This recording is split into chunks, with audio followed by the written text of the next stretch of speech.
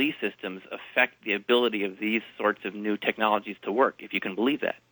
Are remote viewers using this subtle energy to glean the information they glean in the process of remote viewing? I believe they are, yes. Yes. I think that a lot of these phenomena, really are part and parcel of this larger subtle energy paradigm.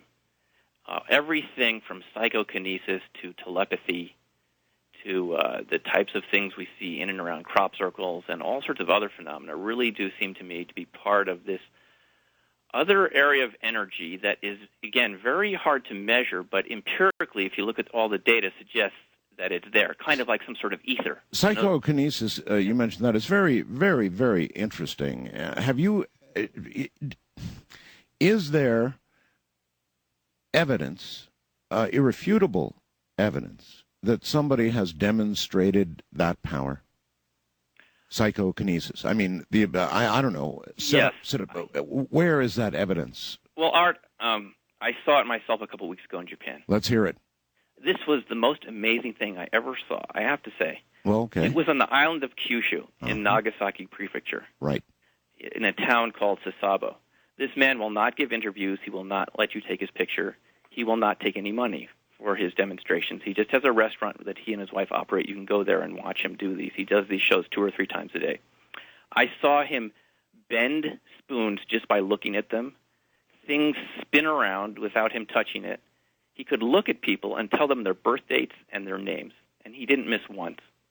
And he did this with objects that just came from people's pockets. Sounds like a magic stage act. I would have thought so. This is the way our minds work. We have this mindset that there has to be some explanation. I know. But I saw objects become like molten liquid in front of my eyes. You're standing 3 feet in front of this guy.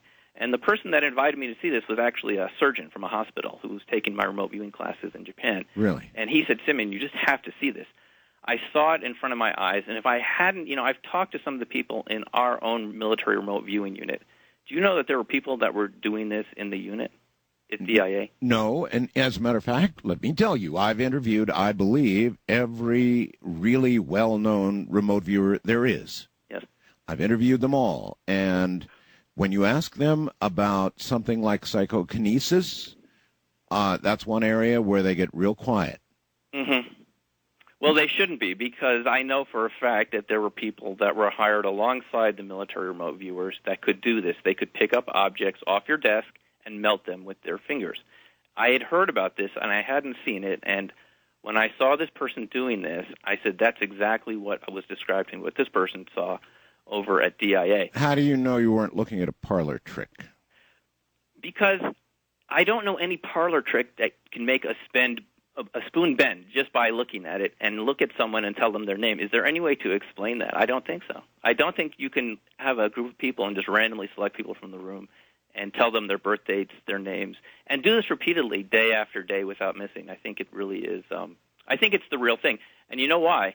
There's a whole book that documents this called China's Super Psychics that I read several years ago.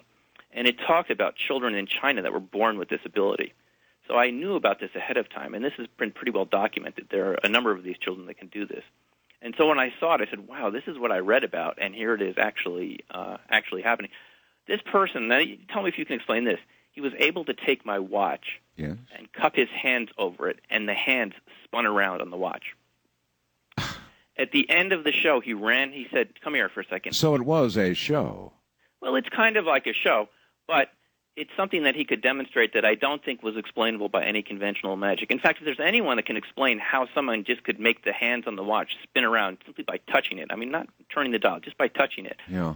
I'd like to know. At the end of the show, he just said, come over here for a second, I'm going to show you something. He ran his hands over my forearm, and I could feel the electricity coming out of his hands. I could feel like a mild shock, kind of like you'd get from... Really? Yes, I could feel the electricity. And actually, having spoken to a colleague of mine in Boulder, Colorado, Lorraine Moeller, she told me that she knew of someone that could also do this in Boulder, but he was, again, very secret about it because too many people had expressed resistance to it. But she said, I know all about that. I've seen someone do that, too. So apparently there are people that could do it. And, in fact, Uri Geller, they tested him extensively at Stanford. Oh, I know. And, Russell Targ and Hal Puthoff did say that he could do things that they could find no explanation for. I mean, he was able to move things, and they had him in a chair, and there's no way he could have touched something in the other room. So when you see things that defy our sense of reality, your mind, it kind of wants to snap back into a state where it says, that can't be true, that can't be true. And even someone like myself that's involved in these areas has that reaction. And yet we know there are things that are beyond what we can believe that are true, and it just takes a while to get used to them. Subtle, and they're all in this subtle energy category? I think they're all in the same category.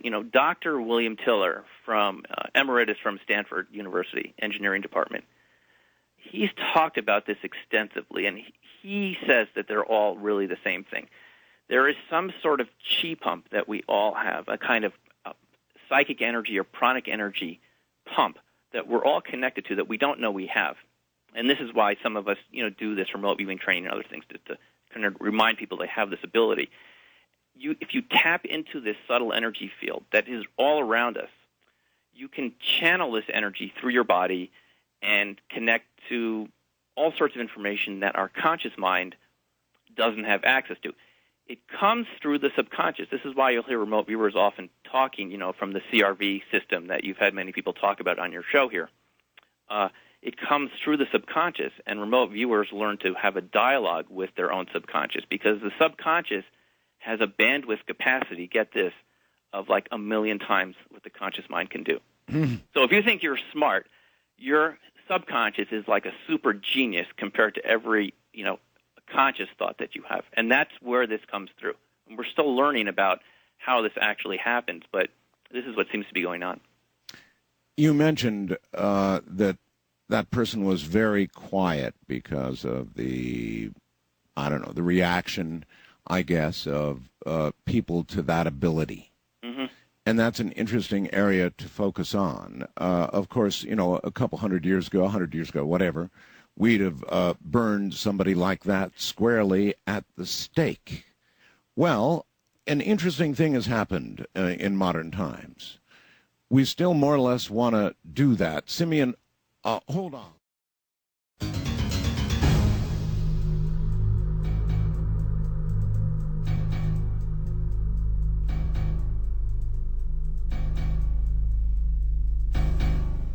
Okay, Vince in Seattle, Washington says, hey, Art, you're right. Parlor tricks. Scientists are the easiest to fool. What do you think? You know what? I have one more thing to say about that. Okay. Sony, did you know Sony had a psychic research division? No, I didn't know that. Yes, it was run by a man named Seiko, and I think they discontinued it recently, but it was in operation for several years. In fact, Dean Radin talked about it in his book, The Conscious Universe. And they went to film this guy with one of their high-speed cameras. I think it's the only time he let someone film them. 20,000 frames a second or something like that. Sure. They said there was no magic tricks there. No magic. All right. Couldn't explain how he did it, but he said no sleight of hand. Those bottles were really stretching in his hand into something that was 2 feet long, a Coke bottle or a lighter. Well, okay, you heard what I said just as we went in a break, the burning at the stake and all of that. Well, yeah. We don't really, I guess, burn people at the stake, but I do wonder about the life expectancy of somebody who demonstrates supernatural powers. A lot of people are going to think, I wrote down the work of the devil, and then I got this other fast blast. This is from John in Westchester County, New York. All right, you ready for this? Art, I truly believe crop circles are a sign of evil in our time. My gut tells me that Satan is doing this to mock God. Jesus said, quote, the harvesters are few and the harvest is plenty. The devil has been harvesting souls to hell and he's boasting with crop circles.